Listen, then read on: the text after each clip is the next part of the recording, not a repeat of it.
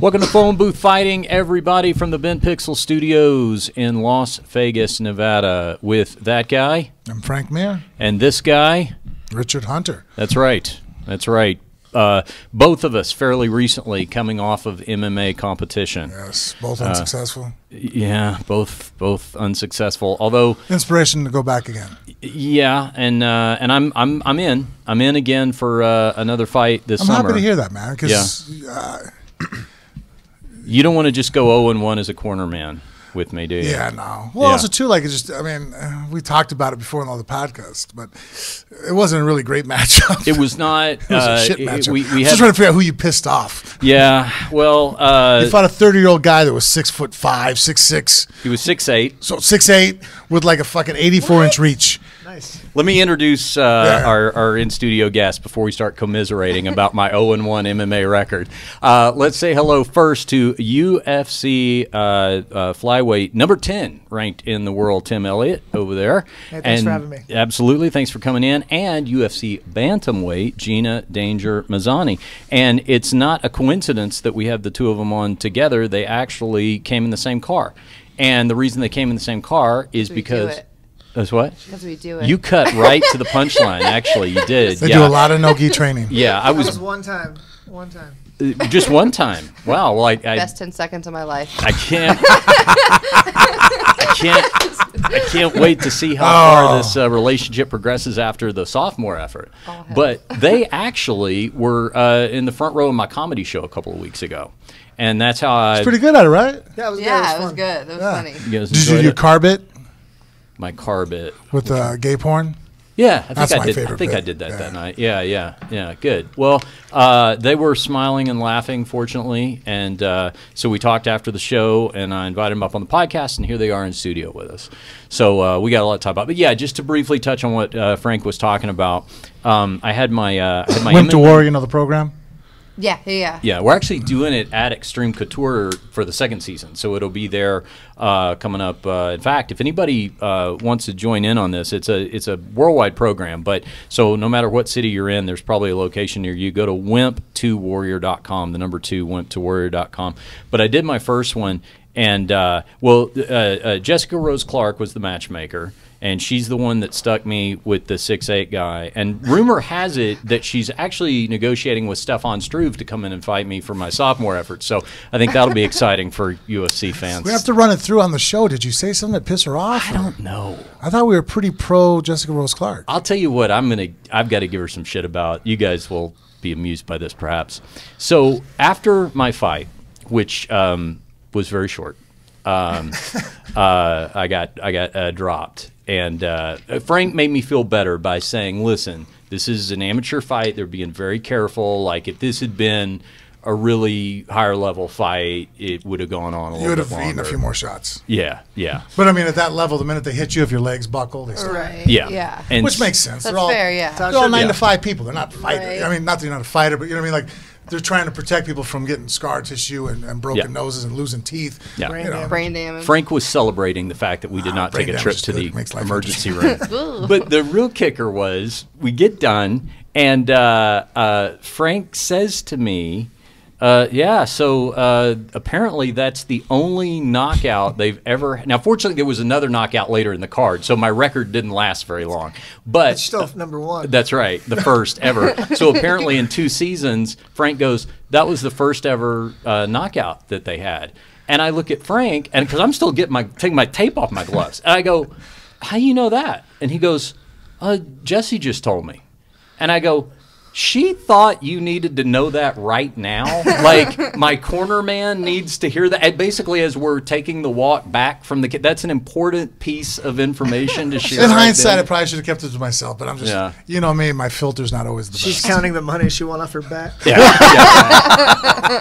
A little hot there, maybe. She will hear about that, though, from me. I told you other good stuff. I was very impressed that even with the situation, we told you to move forward, and you moved forward. You know what I mean? You guys know how that is. Like, a lot of guys that get in a fight, and all of a sudden, it's like, as soon as they see any kind of adversity, they back away from it. Fuck this, I'm out. And dude, that was a big, tall, young kid, and I said, hey, go forward, grab him, and you went forward and grabbed him. The mistake I made, guys, was the mistake I made, and the real like starting from scratch thing that I was doing was striking. So I had some jiu-jitsu experience, but the striking was all brand new to me. So the one thing I had told myself in my head was rangefinder, because the guys that I had been sparring with the whole training camp were within an inch or two, same height, same reach, whatever. So I had trained myself to think, okay, rangefinder, throw the left out, and then when I can touch them, they can touch me, right? Throw the right. That worked for everybody except the 6'8" guy. And what I realized the hard way was I was in his range about 8 to 10 inches before he was in mine. And that's why it really sucked as far as matchup, because especially for you starting off as scratch for stand-up, it takes a lot of skill to overcome someone's height. I mean, height and reach are a huge advantage. That's why we fucking put the measurement up there. It matters. I mean, I'm sure, Tim, if you spar guys that are not as good as you, but if they're taller and have a longer reach, it takes a lot of technique and experience to know how to, pull them out of their jabs, come through, slide, and jam them up. Like, it's not an easy task. That's hard. You know what I mean? So, it's much easier to coach a tall guy. Why do you think Emmanuel Stewart always wanted tall fucking fighters? Because it's easy. Oh, okay, stick behind the jab when they come into... Like Lennox Lewis. Yeah, Lennox Lewis, the Klitschko's, that prototype. I mean, look at Deontay Wilder, Tyson Fury. Reach matters. Yeah. That's why I like to fight at 125. I'm fighting guys that are 5'2" and I'm 5'7", so... that's an advantage I like to have. That's right. Well, I'll tell you what, that's a good jumping off point, because I was going to ask him, are you going to be able to save the flyweight division? Who are we putting? Is it going to be you and Henry Cejudo and like one other guy? I'm imagining that what's going to happen with the flyweights, Frank, Cejudo won't fight at 25 anymore. Okay, so you don't think it'll be that? Because I'm pulling for the flyweights. Well, he made 25 for this last fight. For sure, but I think he'll go fight TJ at 35, and I think that's where his home will be. He's big. He's a big 25er. Yeah. He cuts a lot he's had of weight problems before. For sure, and he's already the champ at 25. I don't see, why stay at 25 and fight? Yeah. Would you consider going to 135 if this thing stays in flux? My last one was at 35, so... That's right. Yeah, because I thought after you fought DJ, you moved back up to 35. I had another fight at 25, and the guy never showed up to weigh-in, so I didn't get a fight, and I fought 2 weeks later at 35. They were having a hard time finding somebody that could make 125, so we fought at 35, and he actually is at 25 now. De La Rosa. Mark De La Rosa, so he's down at 25 now, where that's where his natural weight is, and he's actually won 2, I think, at 25. Okay, so you've been able to go back and forth a little bit, but I'll fight wherever they'd like me to fight. Okay, so it won't be a huge deal to you if they say, "Hey, we need you at 135." I want the 25-pound division to stick around. I would rather fight there, but I'm big enough I could fight at 35. There's really not a lot of 35-pounders taller than you. No, I need to put on some weight. The surgery kind of I've lost probably 25 pounds after surgery. So. What do you think's going on over there with the flyweights? What's your opinion as far as the solvency of the division? Because everything seems to be kind of a mystery these days. I think Dana just got a little eager with canceling the division. I think he got upset and kind of jumped the gun with making the division go away. But I think Cejudo coming in and beating TJ like that easily, I think that saves the division. Joe B's on a win streak right now. He's already has a win over the champ in Cejudo. So I think it's open. I think the division is still young, and I think its best days are still to come. Yeah, I thought the guy that just fought, who were we just talking about? Benavidez? Yeah, Benavidez. Yeah. That fight I was there for. That kid's good, too. That he fought. Ortiz is good. Yeah, I was very impressed with him. I was sitting there well, Joe had beat him once before, but that fight was close. Like, even at the end, I sat there. I was like, that because of the second round, I was like, that fight could go either way right now. You know what I mean? Like, I was like, shit. You know what I mean? Like, yeah, maybe that super fight came along at just the right time. That there needed to be, as unfairly stigmatized as the flyweights were, maybe there needed to be this instance of the smaller division guy beating the bigger division guy to really put the stamp on it. I just don't get it why it doesn't have the draw, because if you look at boxing, 122, I mean, that weight class, I mean, you have the best guy, Lomachenko, man. I mean, and that's super exciting. Like, I mean, I don't know why we've just had a problem traction with it. I mean, if you go in other places like ONE FC, and it's some of the premier weight classes. It's the American way, that bigger and better. We have a football player mentality where they think that if you're don't weigh 200 pounds that you can't fight. You know what's also, and I don't mean to be xenophobic about it, but perhaps Genophobic. That would have been a good alternate nickname if you didn't already have Danger. I just thought of that. But you know, if you think about it, like in Asia, smaller people. In Mexico, where boxing is popular, sometimes smaller people. Like maybe it's and I'm not saying every American is the same size, but I don't get it either. You know, I prefer the smaller but, weight classes because to me, I can't tell how big you are anyways. You're the same size as the guy you're fucking fighting, right? Yeah. What does it matter if you tell me relative, they weigh 300 right? pounds or they weigh 100 pounds? Like, it just doesn't matter. Yeah. Because I feel like less luck involved in the smaller weight classes. Where you look at the heavyweights, I mean, every heavyweight I know, the best of the best, have all been caught by somebody and knocked out. You go to the lighter weight classes, that just doesn't happen as often. It's harder for those guys one guy to just get up and randomly throw one shot and boom, fight's over after he's been dominated for 14 and a half minutes. Heavyweights, it happens all the time. And then same with light heavyweights and middleweights. And I feel like that luck factor diminishes drastically, and so it's more skill. So you can see guys that are higher skill level go, okay, I know that I can see the technique moving, and there's not that quick lucky shot. I mean, there's quick submission, but that's not luck. That's still skill setting up a trap. Yeah. Whereas just throwing a right hand and it lands, it's like, well, shit, now it's over with, and that really wasn't the better fighter. Yeah, I got to tell you guys, as one of the great heavyweights, Frank has been a longtime champion of the smaller guys on this podcast, because he'll straight up tell you, he's like, us big guys, we get tired, we get lumber around. It's even in wrestling. I mean, anything above 98 kilograms, I don't even watch Olympic wrestling at that level, international style. Like anything bigger than Kyle Snyder is boring. Yeah. You know what I mean? Like, yeah. It's like polar bears trying to make love. So we do not have, as opposed to koala bears, right? Or two pissed off squirrels fighting over a nut. That's exciting. So no fight on the horizon yet for you, Tim, at this point? Not for me. Still in recovery. Just trying to help with her the get surgery ready and for everything. her Now, fight. Gina's got a fight coming up quick. In fact, the next time the UFC is here in Vegas, which is UFC 235, March 2nd, you're on that card. That's going to be a big card. Card is stacked. Yeah, that is now officially headlined by John Jones defending the light heavyweight title against Anthony Smith, who is I am officially pronouncing Anthony Smith as the fake James Horn. Have you heard this guy talk? James Horn is Frank's main sparring partner. Not only do these two people look alike, but Anthony Smith did a little desk commentary for one of the UFC cards. They sound alike. I texted James. I'm like, this guy's just like you. Anyway. Is he from the same area too? That I don't know. I have to find that out. But your fight is going to be March 2nd. So tell us a little bit about that. I'm fighting the girl who won the 145 Ultimate Fighter, and I guess she's dropping down to 135. Yeah. She's 5'11". Speaking of the reach. Yeah. So not important. Yeah, that's not important. That's fine. That's all right. Yeah. So that'll be interesting. I really, really hope she makes weight. I heard on the show she had a really hard time making 145. Wow. So now she's gonna drop down 10 more pounds. Yeah. But I don't know. I feel like it's a good fight for me. I'm a pretty gritty. Like I don't know. It'll be a fun fight. It'll be a good one. Yeah. I hope she makes weight. Her first time fighting in the U.S. for the UFC as well. Yeah, no kidding. Is that right? It's so nice. Okay, yeah. My past 3 fights, I fought in China, I fought in Halifax, Canada, and then Liverpool, England was my last one. It's like, so it's really nice to be able to fight and not have to travel 20 plus hours and cut weight on an airplane. And where do you fall on that, Frank? I forget. Do you like the home fight or do you like the away fight? I like away fights. Okay. Yeah, it's nice. Yeah. Just because then no one's calling you up asking for tickets and all that shit. Right. I mean, it's the worst. It's so crazy. People are like, "Oh man, I'm trying." What time do you fight? What time do you fight? Go fuck yourself. Like, sorry, but like, it's okay.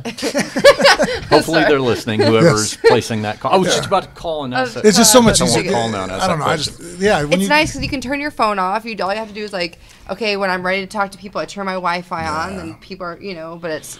Yeah, you can sequester yourself a lot easier and just be focused at the task at hand. Whereas when you're home in your own backyard, you're playing almost like fucking host at the same time. People start coming in on Thursday and they're like, hey, what are you eating now? What are you doing? Yeah, and it's like, I'm getting ready for a cage fight. What are you doing? Financially, it'll be better though, tax wise, and not having to fly 3 coaches. Right? Yeah. Yeah. No state taxes you have to pay in Nevada. That's that's an interesting point that I think a lot of fans probably don't realize gets taken into account. Is the state matters in terms of is there state income tax? Really is there does. how far do cornermen have to travel? Because they'll fly out, they'll put up one corner person, but then you've got to take care of the other one. So because both you guys are out of Extreme Couture here, which is actually just right down the street from the studio. This is quite convenient. Yeah. When I start training Wimp to Warrior there again, I can just walk to the podcast studio. Is that where you're gonna? Oh yeah, because it's gonna be there. Yeah. What times you can train? I gotta really come down and help you out, dude. I would. Well, did you hear how he said that too? Oh my God! He's like, no, it was more of a knock on me than a knock on you. Listen, I didn't realize how much work we had to do. I've got to show up. Yeah. I got to make more time, make more of a priority. I appreciate that. Well, I don't know the. I got a good sparring partner for you. I'll bring Bella over. So yeah, exactly. His daughter now is she's this is so funny because as the level to which she has progressed in just a few short years. Because I remember when she basically first started training jiu-jitsu was she 13, 12 maybe still? I can't remember. She always played with it, but she didn't start doing submissions until she was about 11. Right. I remember like Frank was just showing her a couple of things, and he got her to demonstrate on me, and he's coaching because I'm smaller size or whatever, and you could just even tell at such a young age, like the way that she was gripping you and stuff, it was like, oh, this is when they let you pet the baby tiger at the zoo and give it but it's not going to stay this way, it's going to become deadly, and like it's really impressive to watch. That's like awesome. What she's been able to do. How old is she? She's 15. 15? That's so good. She just won state again for wrestling, and all her matches combined lasted a minute. Hell yeah. She wrestled 4 girls.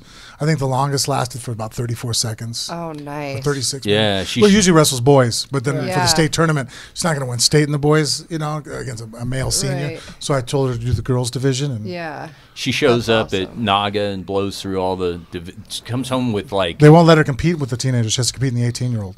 Hell yeah. She still wins. That's so good. Comes home with these sabers and all this kind of stuff they load her down with. I'm over there in the old man's division with my little silver medal. What's up? I'm proud of that. Hey, That's where I blew my knee out, was Naga, actually. It was. Yeah. I paid money to have this knee. It was right, No, they made you pay to compete? Yeah. I paid for me and 2 other people. Oh, God. Huh. Is that the surgery you're coming off of? Is that what you're talking about? Oh my gosh, really? Wow. ACL, PCL. Oh, you took out the PCL too? Meniscus. Oh, so you had a complete knee reconstruction. Yeah. They didn't know my meniscus was torn. They said on the MRI it wasn't, but when they got in there, they said it was just falling out. It wasn't torn, so they reconstructed it as well, which they normally don't do. That's like a big surgery in itself. So it's like, just tighten. It's not torn; it's just falling out. They said it was just like it was flapping, like his meniscus is flapping. So then they were able to reattach the PCL too. Yeah, I guess that's the tough one. Yeah, the doctor here in Las Vegas went to California to watch the California surgeon do my knee so that he could learn. Yeah, because back before, that knee surgery doing the ACL is not routine, but as long as the cadaver takes, you're good. They took my patella for that. Oh, they took your patella. Yeah. That's even better then. Okay, cool. No rejection problems. Nope. Make sure when it vascularizes that you don't. Well, I wonder if that has an issue then. I don't know how the difference is then. I've no idea. First time I've ever been hurt. Well, because here's the problem with the cadaver one, right?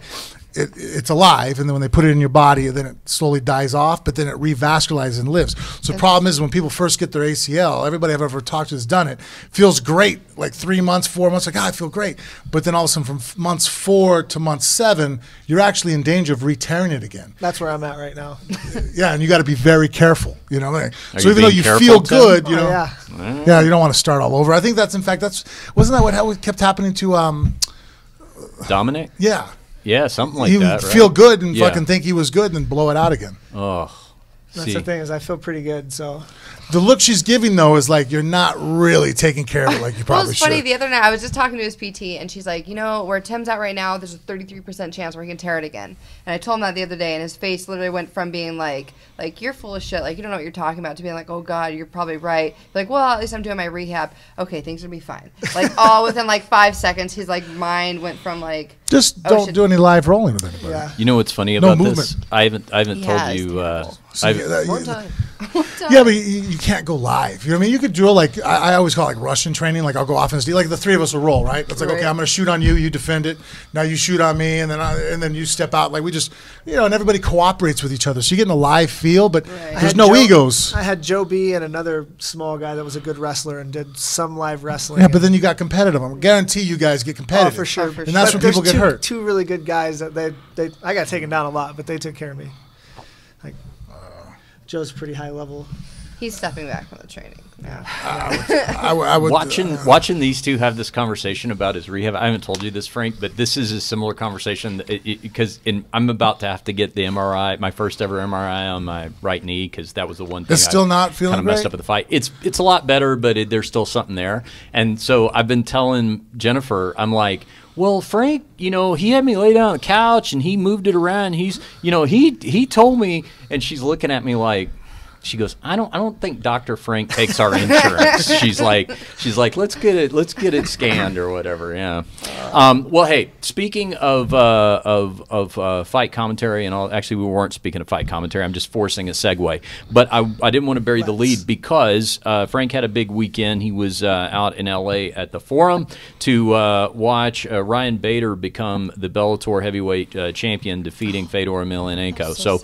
What were your thoughts on the fight first, Frank, and then went exactly as I expected. In fact, I'll tell you what. Can we play that, yeah. Mikey? Frank was so dead on with his prediction of this fight. John McCarthy credited Frank in the post-fight interview with it, but apparently there's been an online tribute made from one of our podcast listeners. We're going to hear the audio from this. Go ahead. Okay, This worked fine when no one you was tested here. it? Yeah. Wait, you had it. Okay, go back it up and do it again. All right. That we seen him use I need both hands to hold the stupid thing. Really I'll feel fix it. that might be a dangerous weapon for him tonight. He can change levels and throw punches, and if he lands any of those shots, he hits really hard. That's his thing. Let's watch for that. Okay, so that's good. Okay, so that was the audio of Frank before the fight saying Bader can change levels and throw a lead left, and that's what he did, and he knocked him out. What did you see prior to the fight? It went back to even when I fought him. I knew that he hits really hard. And Fedor still hits really, really hard. He's very explosive, very fast. But I've always thought he was a glass cannon.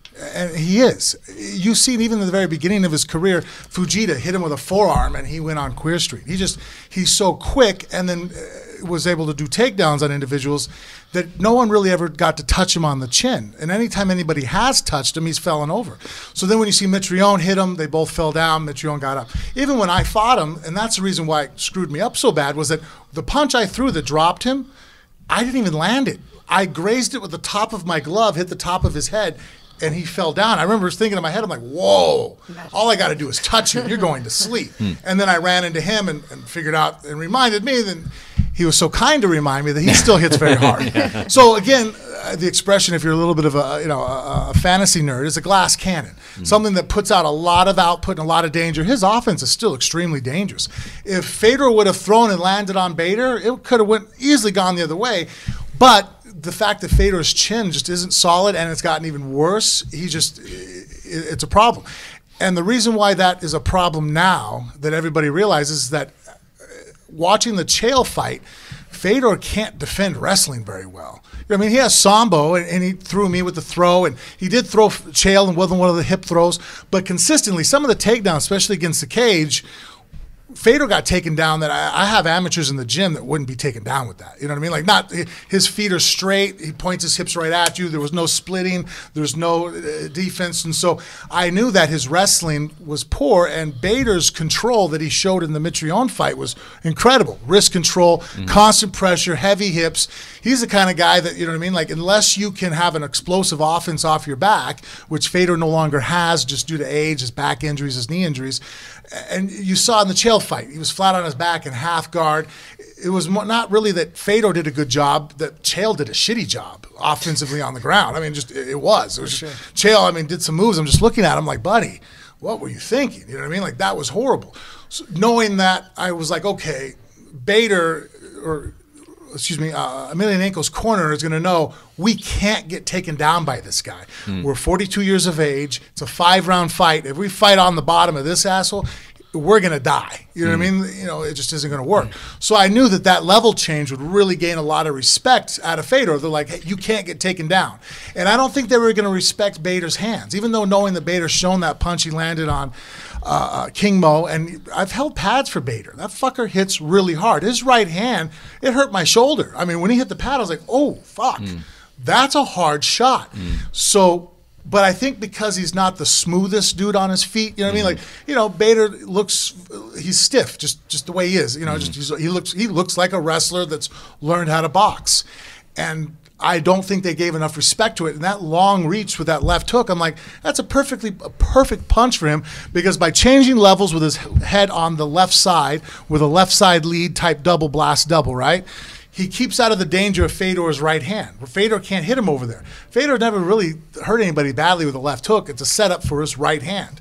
So here he gets to throw a punch, be safe, threaten with a takedown. So then Fedor's going to square up his legs because he likes to pull that leg back to defend. And he's open for a chin shot just easily. And as he throws it up, all he has to do is breeze by him, and it's going to be a fight ender. Yeah.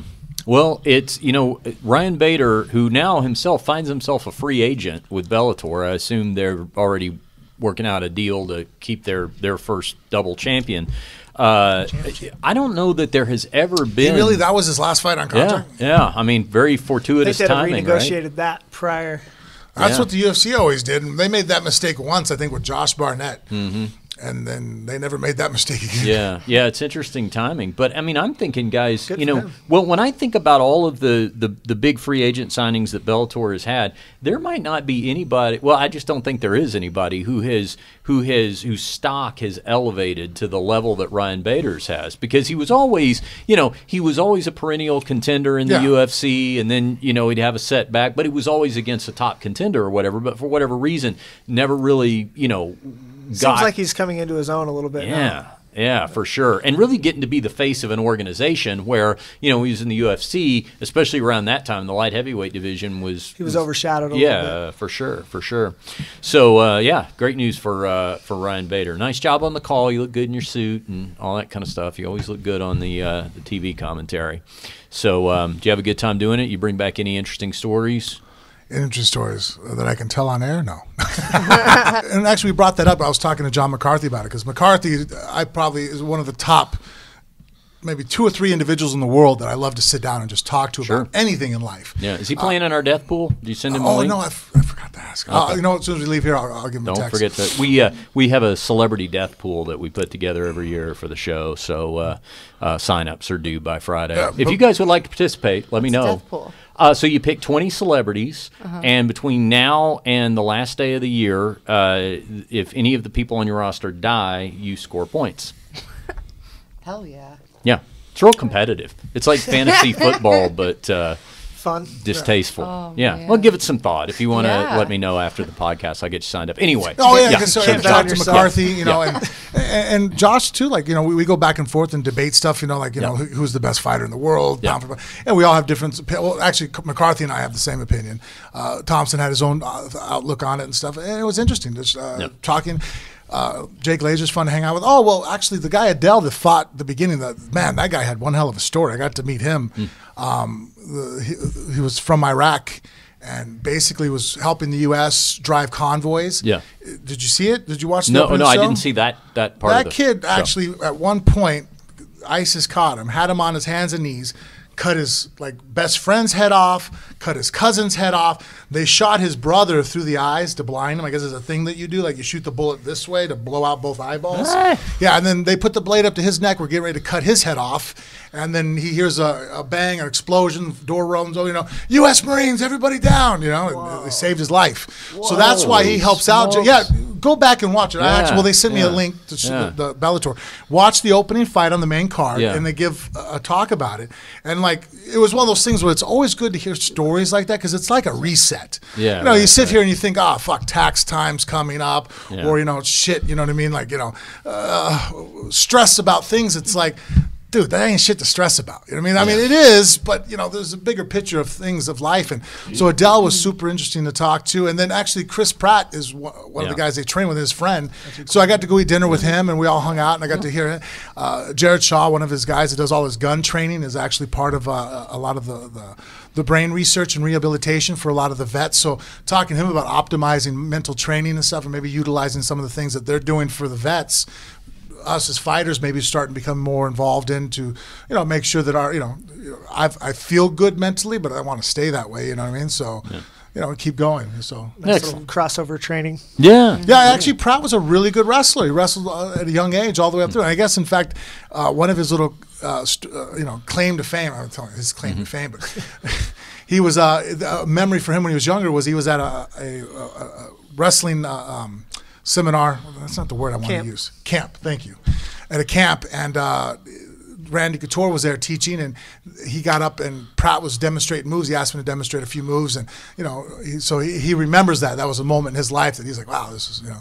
Oh, yeah. That's cool. Oh, that is a wild story. I'll definitely go back and look at it. Yeah, like the guy Adele. I'm not going to attempt to say his last name. But yeah, and so he had a good night. He won, which I even told him afterwards. You know, I'm like, wow, that's a lot of stress, because he had no choice but to have to win. Because, you know, he had the story here, and then it's like, man, it's going to rain on the parade if you don't. And as a fighter, when you have other things behind a fight, and it's not just a fight, you can't help. Like when people sit there and go, just make it another fight. Those are great fucking words. It's never just a fight. Yeah. Tim, you had, because I'm thinking back to your fight with Demetrius, you had, how many family members did you have at that fight? Because, correct me if I'm wrong, but wasn't everybody wearing a tie-dyed T-shirt? From the cage, it looked like everybody was, and it sounded like everybody was cheering for me for the first time ever. I'm usually on the other end of the cheers. So I think people just wanted to see Demetrius finally lose. But that was the uniform, right? It was, everybody was in the tie-dye shirts, and it was like a huge. Were those all family members? Where did all those people come from? Wow. Well, you got more friends than I have. Would your grandma sit next to you? The rapper Ghostface Killer. My grandma sat right next. She took a selfie with him. All right. Yeah. I didn't know who he was. Who came up with the tie-dye idea? I just carried this tie-dye wrap on the show of The Ultimate Fighter. That was my, like, remember she that? doesn't wear sunscreen. We just wrap her up in that. Yeah. And it smelled like her, so I took it on The Ultimate Fighter with me, and I never washed it, but by the time I was fighting Demetrius, it was stinky. So didn't you kind of wear? Now it's coming back to me. Didn't you kind of wear it like a baby? Yeah, I wore it like you got out of the shower, kind of, right? Yeah. It's like a wrap. That's cool. Yeah, that's really cool. And it smelled like her, and it was the first time I'd ever gone away from her, and I had to leave her for 7 weeks. Wait, it smelled like who? My baby. Oh, I thought you were still. I'm sorry. It's just it smelled like her. No, I thought what you're about to say is what I thought too. About grandma. That's what I thought too. That's why I didn't say nothing. I just asked. Like okay, that's really fucking weird. Sorry. And I'm not gonna say nothing. We're all like, I'm like, wow. I love my grandma. Like, what part of the South we get? Right. Well, not only that it was my baby's room. Yeah. Not only that that works better. Not only that it smelled like her, but that it's the first time he'd been away from her for 7 weeks, and I'm like, that's why I had to ask again. That's why I was like, wait a minute, who's rap? You know what I mean? Like before I pass judgment, real quick. Okay. Maybe I misheard. First time I left the baby I had to leave her for 7 weeks. So. I understand. Yeah. That's rough. Ironically, I left her with my grandma. Yeah. Well, there you go. And Ghostface Those Killer. smell great. Yeah. And Ghostface Killer. Well, that was Grandma's quite take good care of that was quite a show of support. I remember from that night. Now, you were not living in Vegas at that time. You have since moved to Vegas, or were you already living here? No, that was remember. 2016. I didn't move here until a year ago. I've been here full time for a year, but I'd always been coming here since that time. I'd been coming back and forth since The Ultimate Fighter. Okay. And then Gina, you came from Alaska, and you moved here when? About 3-4 years ago. Okay. I moved from Alaska, went to Seattle, got my degree, and then I was like, college is stupid. I'm gonna cage fight people. Yeah, sure. You lived in Alaska? Born and raised, yeah. Oh, no shit. Yeah. What's that like? Amazing. It's beautiful there. But going back, I'm like, I don't miss. Could you see Russia when you went outside your house? Every day. You could see, yeah. Did you ever have any incidents with bears and shit? There's a few times where like my parents have like a deck that goes around, and I remember one morning I got up and the bear was like around the deck where you had to like shoo him off so that he could go out on the. Was it just a brown bear, or was it? It was actually a black bear. Black bears are nice. Like they're more like garbage. They're like they're super common. That's why they're able to live up on people's properties. Right? Yeah. Black bear's like, hey, I'm not here to bother you. I'm just hungry. Seeing what you left laying around. Like for some snacks. No, they're not. I mean, relatively speaking, they don't get 300 pounds, the biggest they ever get. You know? Yeah. Polar bears are incredible. Like I wouldn't know what to do. Like you ever see those things where like polar bears and people like there's that one town in Russia where the polar bears, because of just the global warming, have moved into the town. So you see the girl walking and the polar bear like picks her up by the leg, and like I froze the picture and I'm looking at it. I'm like going, holy shit! Hit the side molar to side molar is the length of her femur. Wow. Do you know what I mean? Like crazy. They're just like it's like something out of a fucking like a fantasy novel. You're like, that thing exists. Yeah. Holy shit! Like I wouldn't. Bears are terrifying. Like black bears, like they won't fuck with you. They won't mess with you.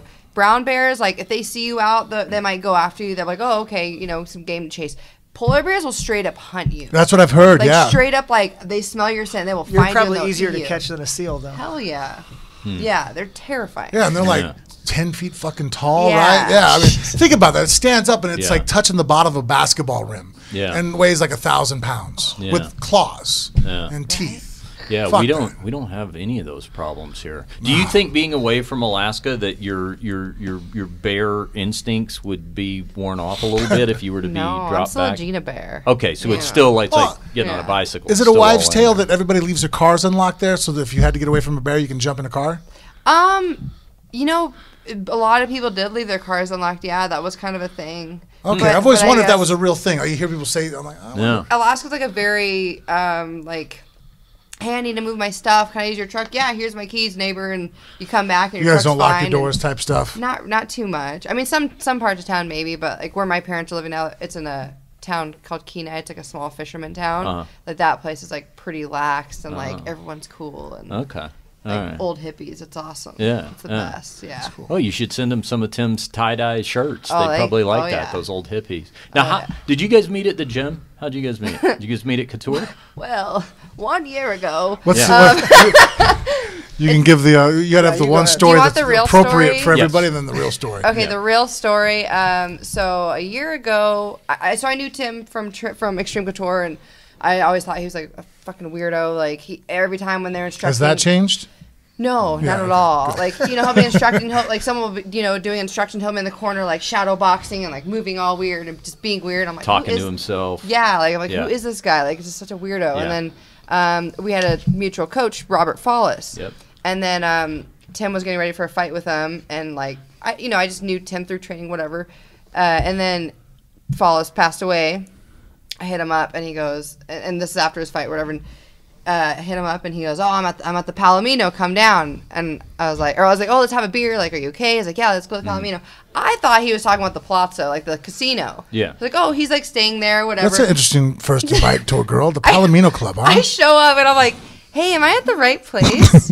He goes, yeah, you're at the right place. For our viewers at home, do you want to explain what the Palomino is? The Palomino is one of the very first open strip clubs, and it's grandfathered in because it allows full nudity and alcohol. Butthole for $1, ladies and gentlemen. Yeah, $1. That's like the only place I've ever felt like a professional athlete. Like they're fight fans.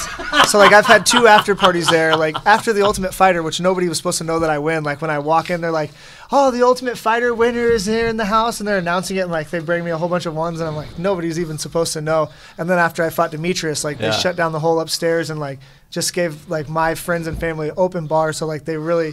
Grandma and Ghostface Killer just making it rain in there. Tearing it up. So like, of course, if I'm going to take somebody somewhere, it's going to be the one place. Well, you're already there because they like let them drink for free, and so that's awesome, man. That's you're the Palomino's favorite fighter. It's unfortunate we're in the Reebok era because you could have Palomino plastered across your ass. For sure. Right? Wow. Girls. But then then later on that night, we went and got matching tattoos. She drew a tattoo at the meat rack at the Palomino for Follis. We're all like, it was a great, So but I mean, that's some pretty. Can we see it? Yeah, it's just something he used to say. C over T equals R. So consistency over time equals results. So if you're consistently eating bad all the time, you're going to get bad results. If you're consistently training all the time and eating well, you'll have good results. So it's kind of like a, Wow, That's a pretty great story. I mean, you think about it, because it's like, it's somebody romantic. Yeah, it is. It is, because first of all, there's Follis sort of playing inadvertent matchmaker, and then you're getting matching tattoos on your first date. I mean, that's pretty bonding over a little bit of pretty heavy, and tragedy. And you pass the strip club test. I mean, I'm sure he's thinking, well, I guess if she actually shows up and walks in, then I'll know she's cool. Yeah. Wow. She did. Now, how do you follow that up? What was the second date? Oh hell. We're still working on it. Oh, okay. The palms. All right. Yeah. The palms.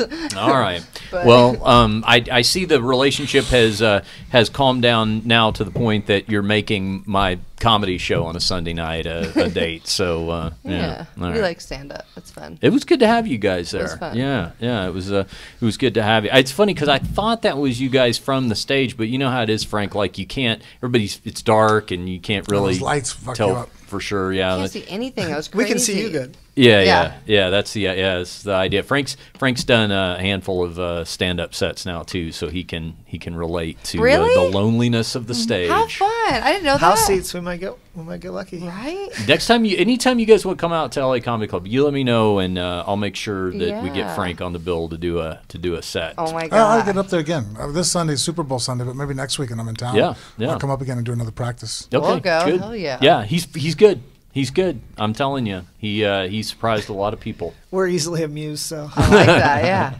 What did you guys think of? We were talking about a little bit earlier. I mean, the UFC Fight Night card on ESPN, but just the idea of UFC going to ESPN. What did you think about that? Because I thought the production was good and everything. I was entertained by it. I am a little confused by how Fight Pass figures into this now, because they are going very heavy on the ESPN app. Is anybody else getting that vibe? Yeah, we had a hard time watching it last time because of the Fight Pass fights we weren't able to watch. They weren't on there. It was supposed to be on.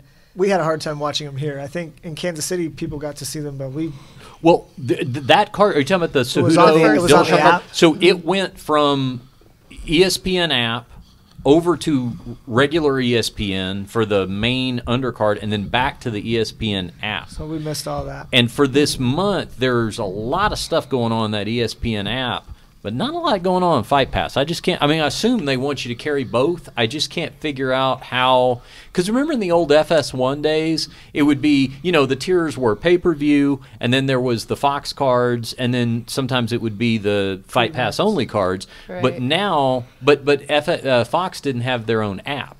So now ESPN has their own app. So I've got app confusion. They might be weeding it out or only using that for like the Ultimate Fighters and stuff. Maybe. Maybe there's that. But all that catalog lives on there. Like that's the best. I mean, from the standpoint of what we do on this podcast, that's the greatest thing about Fight Pass is just having it as a resource tool. Well, same with fighters to watch sure, tape. Yeah. Maybe that's what they'll just do. Maybe they'll just live. If you want to watch it the first week or two, you got to catch it on ESPN. Yeah. And then it'll be almost like a DVR list where everything's just archived on the app. Yeah. So that way they have to some way articulate, you know, justify why you're spending $10 a month, you know. Yeah. Mm-hmm. Yeah. But they also do have to drive viewership to ESPN. It's a brand new partnership.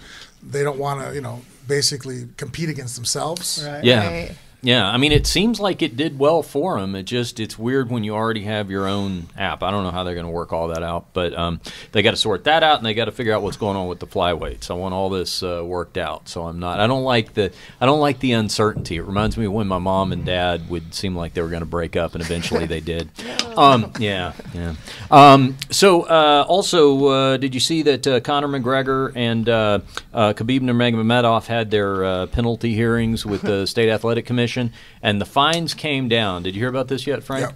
All right. So it's a, let's see, Conor got a 6-month suspension and a $50,000 fine.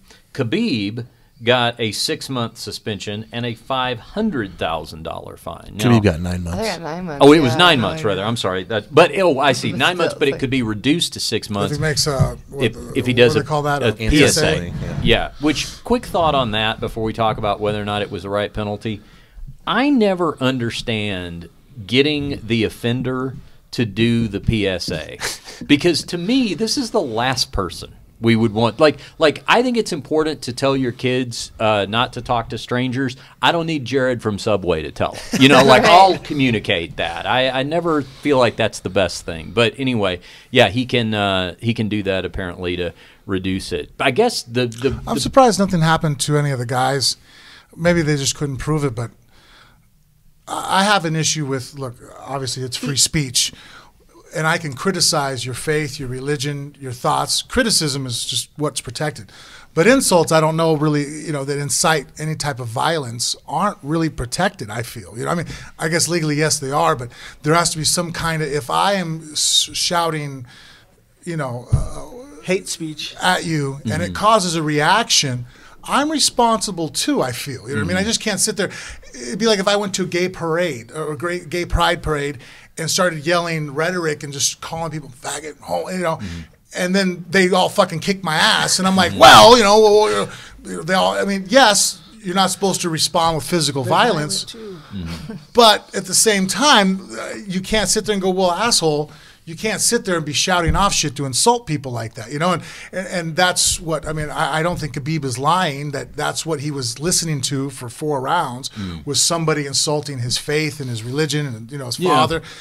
I understand why he had a bad reaction. Now, he's being punished for that reaction, but I think that the people that incited that reaction also have some skin in the game. Yeah, I think that there is, though, the caveat that it is an organized, sanctioned fight. So it's not like some guy that was sitting next to you at the movie theater that started doing this. So, true, but still does it allow, I mean, even coaching has to be kept down to a limit. I mean, we've all cornered people, right? For sure. I can't get up and scream at a certain point. The commission's going to say, hey, banging keep on it the down, cage. man, keep it down. Oh, yeah. So, I mean, because it's in the caveat of a professional fight, you're actually held to a higher standard, in my opinion, than you would be if you were just at the movie theaters. Well, speaking of holding a higher standard, and I think this is where the fine was tenfold for Khabib, and you could argue whether or not it's tenfold worthy.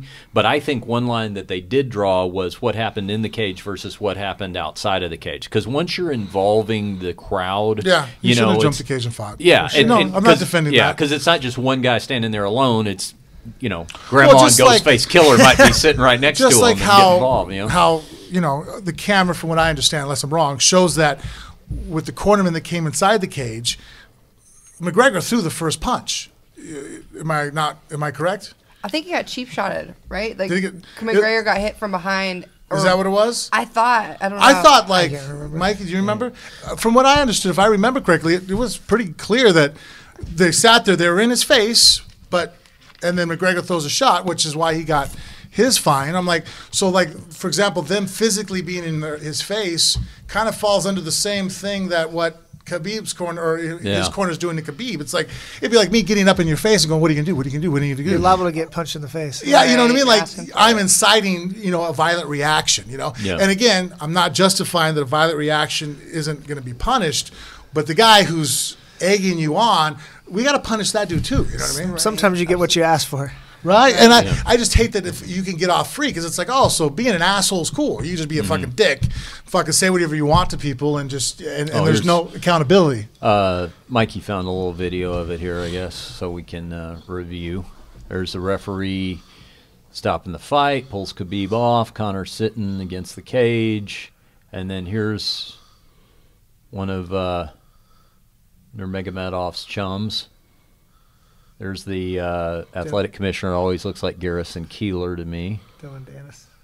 I mean, he's waving him over and talking shit, you know. Yeah. Oh, and there goes Khabib over the cage. Yeah. And then who's that? Oh, Conor went over the cage. All right, no. Right. Nice. That was a nice jump. Barefoot landed on the pits. Oh, cement. Ouch. What if you break your legs, man? You ever, when you do that as a kid, don't you remember, like, it makes your feet do that, like, electric shock. Smack. You know, the strange thing about this is, thanks, Mikey, is that well, I want to see the part of when they confronted McGregor. Inside the cage. Oh, right. Is that this? Oh, see, no, I guess they were punching him first. Yeah. Well, here he is. He just landed the this better guy, shot. I think, goes over and gets him. Yeah, he started it. All right. Yeah. I stand corrected. I'd be so bummed out. Like, man, I just lost. Like, I don't want and fake Biggie Smalls had to break it up there. All those athletic commissioners always look like someone to me. There's like fake Biggie Smalls, fake Garrison. So Keillor. wait a minute, though. I mean, that right there, McGregor got hit first. What did he get fined for? What did McGregor get fined for? Are you supposed to not punch back when someone's punching you? Maybe it was an earlier. Oh, I mean, throw. Why? I mean, now why is he getting fined? You can't fine someone for defending themselves. Yeah, you got to be able to defend yourself, especially in the cage. Yeah. I said it all times. Yeah, no kidding. Yeah, defend yourself at all times. I like it, Tim. That was good, man. That was good. Yeah, right. That was a good shot. Yeah. Well, and it isn't like he's, you know what I mean? Like, look, he got hit. He defended himself. He's not trying to, I mean, he's fatigued too. He's not egging it on. It's like, it's not like he's going back for more. He's being pretty easily controlled, like he's cooperating. But I mean, Jesus Christ, the guy's fucking getting his ass whooped right here. I mean, he's supposed to fight back. In there, like, how is that a thing? Like, how are like he just all the athletes, like security? Got a bunch because they're all dealing with Khabib. It's just crazy. Yeah, you know what is crazy about this too, and I said this after the fight happened, is that I think this outcome is the one thing that will generate a lot of interest in seeing it again. Because the fight itself went the way a lot of people thought it would. You, Frank, you said that you thought Conor actually hung in there longer, did better than you thought he would. Yeah, actually, when people were like, "Oh, he got smashed," I'm like, in all honesty, Conor did a better job than I expected him to do. Like his ability, because of his length, to control the wrists of Khabib. I mean, Khabib didn't really mash him in that first round. When he took him down, I mean, there wasn't a lot of damage being done. In fact, Khabib had to take that third round off. You know, I mean, Conor won that round, but it was because Khabib took it off because he worked hard to take Conor down those first 2 rounds and get him down and didn't do a lot of damage. You know what I mean? Like he really didn't. It wasn't until the 4th round when he finally got him down again that it was like, okay, you know. But I expected it to be. Honestly, if you would have had me put money on it, I didn't think it was going to go 2 rounds. I thought once Khabib got him down, Conor might survive just through guts and glory the first round. But I didn't see his technique, like the way he stopped Chad Mendes on the ground. I'm like, oh, that's not going to work against Khabib. Khabib's Chad was throwing at a less. You know, I mean, Chad also took the fight on fucking 2 weeks' notice. But as far as Khabib's output is just too. I mean, he's the best guy in the world at ground and pound, in my opinion. On top, pound for pound, that guy is the last person I probably ever want on top of me. You know what I mean? Like his output, his pace, his hip control, bottom wrist control, the way he slices on the thigh with the shins, like he's just phenomenal. And Conor did a decent job of defending it. He made it. I was actually pretty impressed with him. What do you guys think, Tim, Gina? Do you think there'll be as much interest in seeing this again just based on the controversy of it, or do you think that an actual rematch could make for a competitive fight? I don't think Conor's interested in a rematch. There's easier, bigger promoted fights for him, I think, than Khabib probably. The UFC might want it after that. I would watch it again. Yeah, I think that absolutely what you're digging up. I agree. Like if it wasn't for that melee at the end, I think that this is a non-issue. But I think because of all the bullshit that happened afterwards, if Conor can get vested into it, because I mean Khabib will take it again. It's a fucking huge payday for him. I agree also with what you're saying. I think Conor would rather have a fight with Cowboy Cerrone. Me too. You know what I mean? Like, hell yeah, that's a fight. A guy who, yes, could take him down, and, you know, Cowboy's a good black belt in jiu-jitsu, but he's going to stand there and exchange with him a lot more than Khabib did. That's a much stylistically a better fight for, I mean, stylistically, the Khabib fight just is awful for Conor. He's got a guy who's not going to stand with him, who's just going to take him down and mash the shit out of him. You know what I mean? Yeah. That whole day was weird. Like, after that fight, I went out with Kat Zingano was in town, and we went out, and like the whole. Went to the Palomino. I took her to the Palomino. Right. She loved it. If you think Kat, then you guys have to go to what's the place? The boy guys. Thunder Down Under.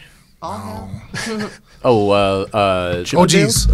Olympic Garden. Oh. But it was just like the whole night was eerie. Like there was people getting in fights on and they're obviously like UFC fans, and they were like getting in fights on the side of the street, and like it was just like such like an eerie evening, and we ended up just like going back because it was just like I don't know, it just like. Isn't that funny? Like, no matter how old people get, it's like little kids watching pro wrestling. Don't try the moves on each other.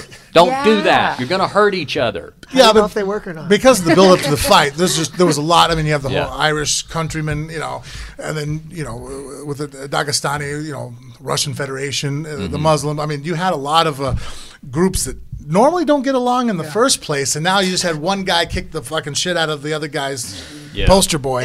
I wasn't gonna go out. I'm like sitting there. I'm like, no fucking way, man. Someone's getting shot. You know? It was very eerie. I didn't like it. I'm like, ugh. Yeah. Well, my guess is that somebody will at least be interested in putting that thing together come the Midsummer Classic time when it's time to put together the big card. And I agree with Tim. It'll be a matter of will Conor McGregor hear enough of what he likes to actually agree to do it. Well, and the problem is to try to entice Conor into that fight. Conor's the draw. I mean, not that Khabib isn't a draw too. He is. But Conor can go ahead and you can go pick some bum off the street, and he's going to sell more tickets 100%. And more pay-per-views than anybody else. For sure. 100%. I mean, that's McGregor has the magic. You know what I mean? So to tell him like, hey, this is a bigger payday for you, he's all, you know what I mean? Like, put anybody in there with me. I mean, and then Cowboy's a huge draw. Yeah. He's very much of a fan favorite. So that's why. I mean, that's why I think that as soon as McGregor, or Cowboy after his last fight said that. Conor is a smart businessman. You know what I mean? I mean, fuck, man. The guy, with his alcohol, I mean, the way he sold all the fights, I mean, he's not dumb. He's like, oh, that's the one I'm going to jump on because it might even sell more than Khabib. Yeah. I would rather watch that fight, Cowboy. Me too. Yeah. You know what? Me too. Me too. Yeah. I think it's interesting, you know what I mean? Because Cowboy's jiu-jitsu is really good. So, I mean, he has the opportunity of Diaz in him.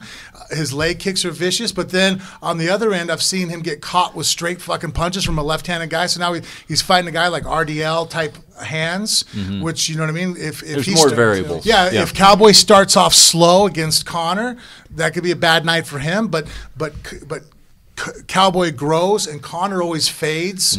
He's an explosive sprinter. You know what I mean? He's all anaerobic. So if all of a sudden, say Cowboy is still in there after a round or two, even if it's a stand-up fight, all of a sudden now the combinations and the footwork starts coming out. Like that's a much more interesting fight for a fan and for someone as a martial artist to watch. Agreed. Yeah. I think I think the buildup would also be more cartoonish as well. Like the really intense Irish guy against the really stereotypical cowboy guy. Right. The slow drawl comebacks versus the rapid fire improvisation of Conor. Yeah, all around I think that'd be a better fight for the UFC and for us. Yeah, for sure. As a comedian, I have always appreciated Conor's ability to improvise, and my favorite moment was I think it was actually for the fight that didn't end up happening. It was the Dos Anjos fight that eventually I think Dos Anjos was injured and it didn't happen, but we all went to the press conference for it, and one of the guys that was sitting nearby me, Ken, friend of mine, asked Conor, he said, why on the poster do you not have your belt? Because Conor was the featherweight champion, but he was going to be fighting RDA for the lightweight title, right? And he pointed out, he's like, why don't you have your featherweight title on the poster? And without missing a beat, Conor's like, I was just thinking about that. He's like, I feel that someone in the UFC poster department has gotten too comfortable with their job, and they're sleeping on the job, and I will launch an investigation into what, and he just for 3 or 4 minutes berated this faceless, lowly ranked person in the graphics department for the UFC. Like, we don't even know who it was, but I mean, by the end of it, he made it sound like he would have their head on a platter. Yeah, it was fun. I think it'd be better have Conor and Donald fight would be awesome, and then go ahead and let I think Ferguson needs deserves a shot, and I actually think that's a much more compelling fight because of his ability with his striking and his endurance. And, man, his darces are pretty dangerous off his back. I mean, he's pretty slick there, moving around. Like, I think that's actually the biggest threat right now to Khabib would be Ferguson. I don't think Conor, besides catching him with a home run shot, is ever going to beat Khabib. He's just ever going to make up for what stylistically the differences are in their makeup. But I mean, if you told me right now Ferguson and Khabib, I'm like, wow, that's a fight. I want to see that one. Put both those fights on the same card. No doubt. That way, in case you have an injury or loser, something, loser. the whole thing doesn't fall apart. Yeah. In case Ferguson's wearing his sunglasses through the backstage. Blows his knee out. Right. Very nice. Well, let's Mikey stuff. Yeah, let's get to Porno Mikeys Headlines. He shoots porn as a day job, so that's hence the nickname. I watch porn. Well, I don't know if you've ever seen Mikey. Well, you've probably seen some of his work. But it'd probably kill it for you if you found out that it was, that there's this third guy. Mikey tells great stories about when you start realizing how close he is to the action. I mean, it really kills all the sex appeal. No offense, Mikey. I'm not saying splash zone. Hey, it's happened, right, Mikey? It has happened. Yeah. You got to burn the shirt, but. All right, let's. No, hold on a second. That's never happened to you. No, it's happened. Yeah, it was. Who was? I remember it like it was. No, yesterday. it was. Because it was. I don't like my own stuff. Okay, if anybody else touched me with theirs, I'd fucking. Let's see if we can get total recall here. First of all, Mikey, do you remember who the stars were? Yeah, it was Sarah J, Nina L, and Lucas Frost. Lucas Frost was the culprit. Was You the got gun? frosted. He frosted. Yeah. So, do you remember what the title was that you were shooting? It was My First Sex Teacher. That was the My site First that Sex we Teacher. shot for. Okay. And was Lucas Frost cast as the first sex teacher? No, he's the student. He's the student. Young kid. Yeah, Sarah J and Nina L are older ladies. Oh, okay. In the teacher category. Okay. Teacher/MILF. And so you're set up with paint a picture for us, because obviously we weren't there. Set the scene for us, So this Mikey. was 2 years ago, right around this time, right before AVN. Yeah. And that has something to do with it because, and it was at the Pop Shot, and they were both, Sarah and Nina were on their knees, and Lucas was in a chair, so kind of leaning back. So my boss was shooting camera up over Lucas, and it was in a weird spot about the desk, so we didn't have the best light. So I have what's called the C light, like SEE. It's a fluorescent light that comes in. So I'm kind of sitting right here, like my boss is coming over. Okay. His camera's right where Lucas's head is. Yeah. My hand and arm are holding a light. The C light. The C light right underneath the camera to shine right there. And we're going, and my boss keeps creeping in, so I have to keep creeping in because we're losing light. And normally Sarah's a really, really good, like doesn't give a shit. Total pro. Yeah, total pro. Yeah. Take it, but like AVN was that week, so she wanted to save her makeup for She had the a lot convention. of stress going. That's the Academy Awards of porn. I mean, you can't. Yeah. So they both wanted to save her makeup for convention, so she took, and which is weird. There's our boss is a weird thing. Doesn't want the dude to be stroking the cock at the Pop Shot. Really wants the girl to be doing it, which is bad for us because the girl will is all over the place. Yeah, and so she points it down to avoid her face, save her makeup for the convention, and it bounces off her tits and onto my shirt. Frank, first thing you taught me when I shot a gun for the first time, you don't point it at anything that you don't intend to kill. Okay. Yeah, so that was it, and then anticipating the shot, she leaned into Now it. he's dead. Yeah. On the inside. and it sucks because they have to sit there. You have to sit there because they have to do the like. Now you get an A or something like that. Did you get like hazard pay for that shit? You're like, No, dude, right here, man. This is fucking awful. No, it's just and you have to sit there and hold a stupid light while they Hold a stupid light. while they're sitting there like doing their dumb like after Pop Shot lines, and you just go. Yeah. Did you ever run into Lucas Frost again after that? Yeah, he's it's not his fault. He wasn't it was more. He wasn't shooting the gun. Yeah, It's just his. What'd you do with the shirt? I threw it away. Did you really? Yeah, I threw it away. Yeah. All right. Luckily, I had an undershirt and a hoodie, so I wrapped up all the stuff afterwards. So I'm going home. yeah. Talk about a bad day at work, huh? Yeah, Yeah, no bad day. kidding. Never happens in MMA. No. Well, hit us with some headlines there, Mike. Well, speaking of Splash Zone, R. Kelly is back. Okay. All right. Now, Guys, Tim, Gina, I don't know if you've seen the R. Kelly documentary series that everybody's been talking about, but Frank, you know his name's still up at the. I'm waiting for that to get taken out. Where was it just at with Bellator? What arena was that? Oh, at the Forum. The Forum. You know, like that. If you walk through the back tunnel, they have all the acts that have been there. Oh yeah. So I went and looked for it, and sure enough, there's R. Kelly. I wonder how long that's going to last. Yeah.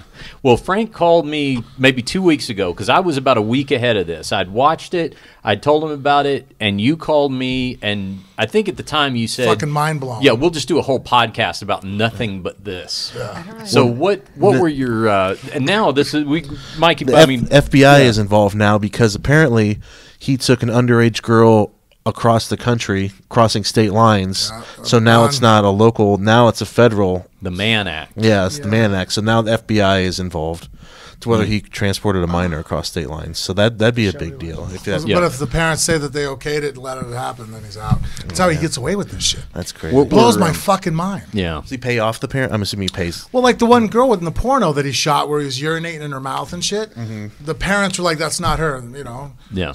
And then they're like, yeah, he pays them off. I mean, come on. All right? Yeah. Frank called me, and the other thing too, Frank, I mean, has 3 kids, and very involved family, you know, great parents, and he and his wife and all this kind of stuff. And when Jennifer and I were watching this, we both had the same thought at the same time. I said, I want to, because I told her that you were watching it, that you had called me, and she goes, I really want to know what Frank and Jennifer Meir think about some of the parenting on this show. Well, the one parents that were like, what were their names? The Clarys, or something like that. And they're like, well, you know, our daughter, he was going to help her get an act, and like he's staying over with her. And I'm like sitting there going, what? I'm like, dude, like you prostituted your fucking daughter out. You thought you guys were going to make money off of it, and you allowed it to happen. You guys are shit fucking parents. Oh, you know, we know that he had the case that, you know, he was being prosecuted. We heard something about it, but he was acquitted. I'm like, what the fuck? And then it was like, well, he's going to travel with her, right? So they're going to take my underage daughter. She's going to travel with you, right? They're like, yeah, you know, that wasn't a good idea. But what he did was one of his people signed that he would be their guardian and keep track of her. I'm all... fucking what? Come on, dude. Could you like say that in the mirror real quick before you put that in, and like just tape record yourself and repeat that back and go, that's stupid as fucking shit. You're a shitty parent. Go, look, we're fucking money hungry. We let our fucking daughter be fucking pissed on and whatever the fuck's gonna happen to her. But hey, look, our fucking house got to get paid off some way. You know what I mean? Like that, it was awful. Like I'm just sitting there watching like all the outrage. I'm like, outrage? You allowed your daughter to go off with another fucking That's on you. That's fucking on you. Yeah. Bella played a football game. Yeah. I fucking went with her because I'm like, it's not that I don't mistrust the coaches or anybody else, but guess what? She's my responsibility. And she's no one else's responsibility. By the way, this wasn't a football game across town. This was a football game in Phoenix that you drove to, I'm like, she's going to be spending the night somewhere. I allowed her to get on the bus so I didn't make anybody else feel weird, but she's on a bus with a bunch of other people. I drove in a car behind the bus. I shit you not. I followed. I'm like, okay, if they got to go to the bathroom, I'm pulling over to make sure to see what the fuck's going on. You know what I mean? Like that's and that's not even like I'm an exceptional parent. That's bar level normal parenting. Did you try a disguise? Do you have like a sunglasses? I tried to stay back far enough that I didn't embarrass her. Because I do that. Like then she did what was it, homecoming? Yeah. She went to dinner with her girlfriends. I went to dinner at the same place. But there was other moms there too. Yeah. So I try not to make it a big deal. You just blend in with all the other giants. But I pay attention, man. You have to. And that being said, you let your daughter go off with somebody else and then it'd be one thing if you're like, okay, my brother is going to go with him, or my wife's sister. Yeah. It's like, okay, it's not me, it's not my wife, but okay, it's a family member that's going to be there watching, you know, Bella study abroad. Okay, you might, you know what I mean? Like, I'm not going to say no right off the bat, like, I'm listening. You know what I mean? But if you're like, oh, no, you know, give me your daughter and my buddy here, he'll sign for her. He's going to keep a good eye on her. I'm like, he's real cool. What's really? Like, that motherfucker owes me anything? Like, he's paid by you. Yeah. Whose back do you think he fucking has? Yeah. We just watched a documentary last night on Netflix called "Abducted in Plain Sight." Same thing. Oh my god. That's the next one you guys. It'll drive you. Yeah. It's insane. It's insane. I've had to like have like a fucking. You could probably tell from my voice. Like after I watched the R. Kelly thing, like I needed to decompress. Like I got out of the bed and started walking around. I was outraged, and then like I mean, like even like some of sleep last night. Some of the racial shit, I'm probably one of those people too who go, hey, look, racism today is not like it was in the '60s. Right? Obviously, it's not as bad. But for me now, I realize, I mean, not that I haven't always realized it, racism is still fucking a big issue. Oh, yeah. Right? It's still like, because the fact that it was only black girls that he's done this to is a huge factor in how he's gotten away with this shit. I agree with that. I guarantee you, if it had been some blonde hair, blue eye little fucking white girl that he had fucking pissed on in a fucking video, that dude would never see the fucking day of light. You know what I mean?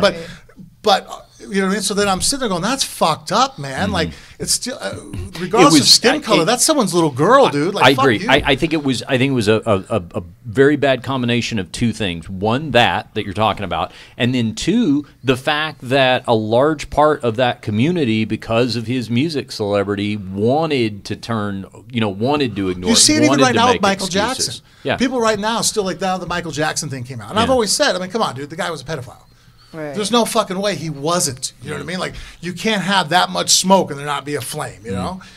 And so, like, now, it's still, people are still defending Michael Jackson. Yeah. It's like, guys, the guy, you can separate it. Phenomenal musician, scumbag personal life.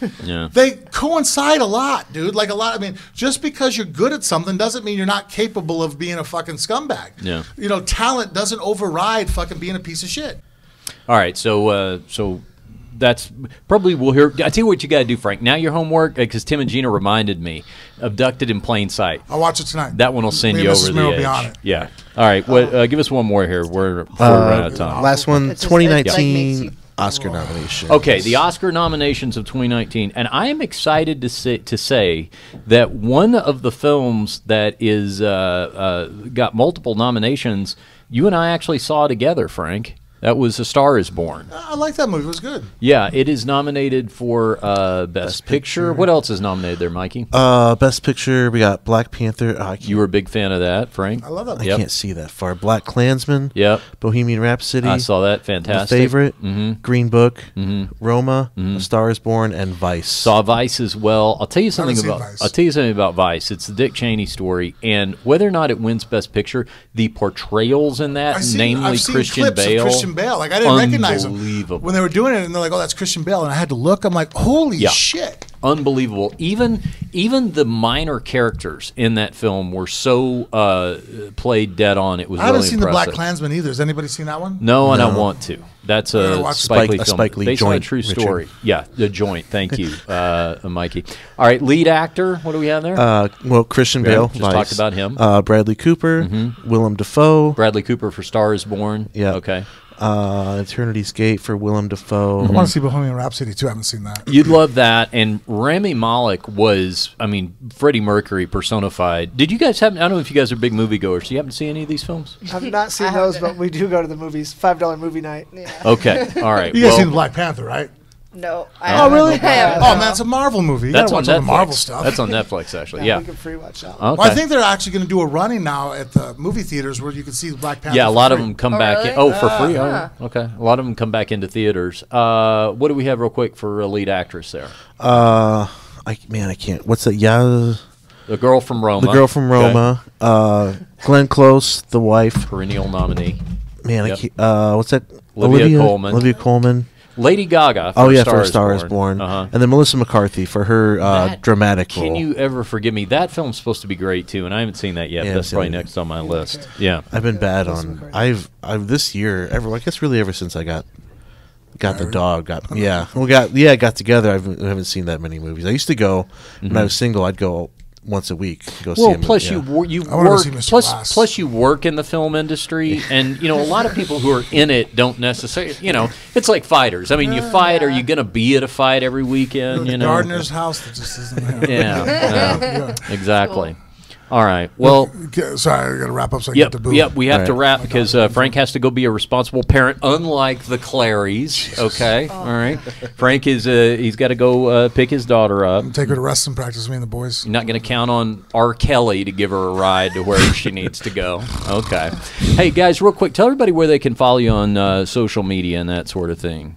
You can follow me on Instagram or Twitter, Gina Danger, AK, GINADANGERAK. Right, AK for Alaska. What about you, Tim? And Instagram at awkward_MMA. All right, one more thing from you, Frank. Tell them about the Amazon banner. One of the easiest ways to help out the show by clicking on our, Phone Booth Fighting. We have the Amazon banner. Click that banner, and then any of the shopping you do for your wants and needs, a small percentage at no extra cost to you will actually come back here and help us out at the show. Thanks to Gina Mazany and Tim Elliott for joining us in studio. Porno Mikey doing a great job producing. For Frank Mir, I'm Richard Hunter. We'll see you right back here next time on Phone Booth Fighting.